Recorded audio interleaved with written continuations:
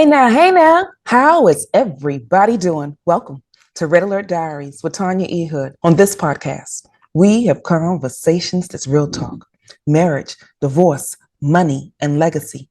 I want you to join me on the journey. And today, we're going to have a deeper conversation about intimacy. We like to have it, we want it when it's present, but we don't always want to talk about it. I want to talk about it from a different perspective. You see, when I was going through trying to gain a little more understanding about intimacy, I've shared with you all previously that I'm dyslexic.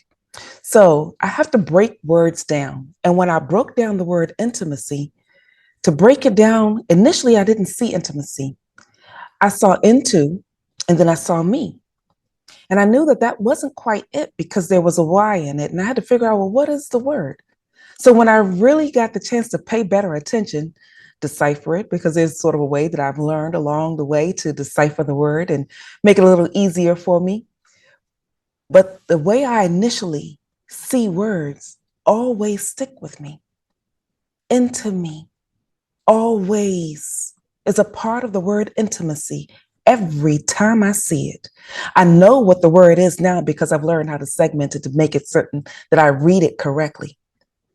But intimacy is always into me.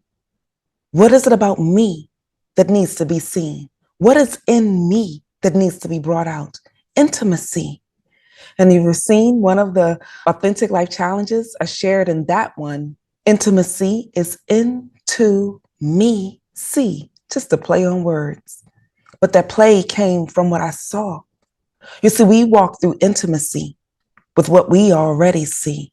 How you see the world, how love was introduced to you, how you felt about those moments that people call intimacy. That is how you have designed and have in your mind elements about that word. So intimacy comes from a different space and place in my heart, because after my divorce, I had to redefine what that looked like because I did not have a clear association. And a lot of you already know that got married at 21. And I was not the type of girl that did a whole lot of dating before I got married. Now, with the dating part, I did date, but dating was a little bit different for me than what it was for others, because my grandmother told me that when you date, you just date to figure out the things that you like. It does not involve giving away your cookies. So there was no sex involved with my dating. So my first husband was it for me. He was the one that I was with that gave me most of my visions and my thoughts about what intimacy was outside of books and television and things that I saw along the way.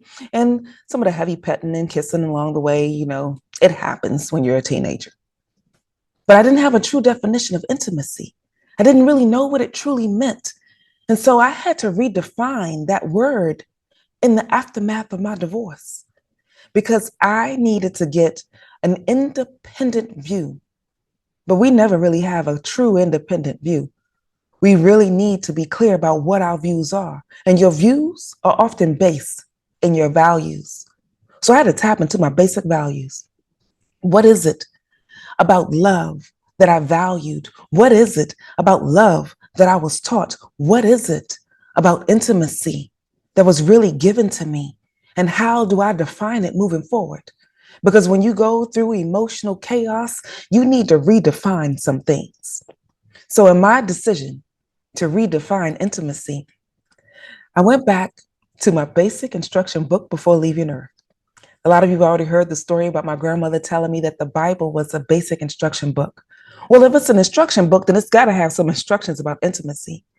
And did you know that I discovered that we were designed to be eternal, intimate beings? God created intimacy.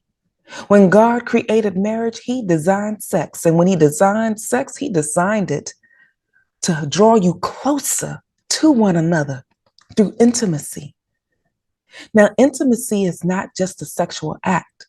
Intimacy is that love element of letting you know throughout the day that I appreciate you. It's something that my current husband does for me now. You see, Eric occasionally just randomly calls out, I love you.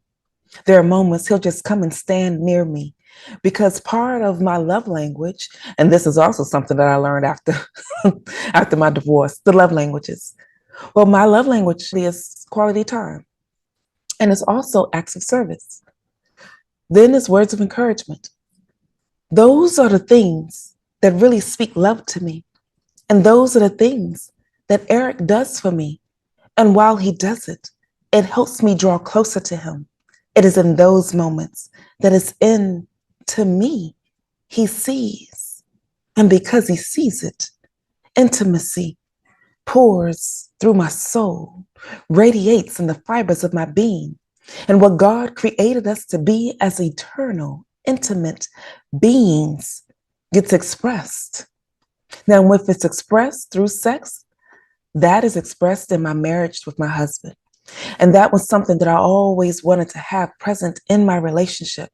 And if we keep that part, as I've shared with my children, marriage, God created it. And if you think about it as a fireplace, you build a fire, you can build a fire anywhere. But if you build it in a fireplace, it has a greater purpose. It has a deeper meaning. And so I had to discover that what you light that fire with is intimacy. When you're in a marriage, that's the peace that holds you together. That's the peace that helps you be able to see into one another. In marriage, sex is built upon because of the intimacy that is being kindled along the way. So intimacy, I've learned when you look at the basics of the Bible is a love story. It's a love story about a father to his children.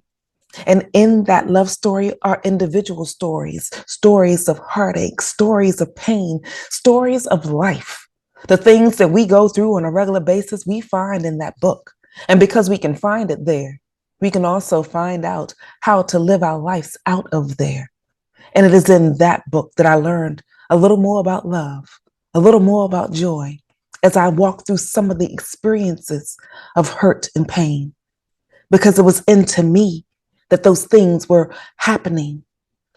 And so I had to discover that being an eternal being, having a history as a moment in time, I'm still loved. I'm still appreciated. And if no one else sees it, then the being of the universe. You all are fully aware that you don't have to believe in the God that I serve. But if you believe in Jesus, when you go through those moments when you feel like nobody sees you, when you go through those moments when you feel like no one understands you, when you go through those moments where the intimate pieces of who you are not felt, that is where you can experience him the most, because God is love. And it is in his love that I discovered how to love. It is in his love that I discovered how I should be loved. It is in his love that I've discovered that intimacy is a deeper element that draws me closer to my husband. So my current marriage has an intimate element because into me, my husband sees, and into him, I see as well. And that is what God intended for us to do. We're to see the intimate pieces of each other, but often we close ourselves off. Some hurt or pain that you received in your past forces you to lose pieces of your soul. The hurt or pain that you had in your past makes you build walls that you think keep you protected. Most of the time, it just keeps you hostage and held in.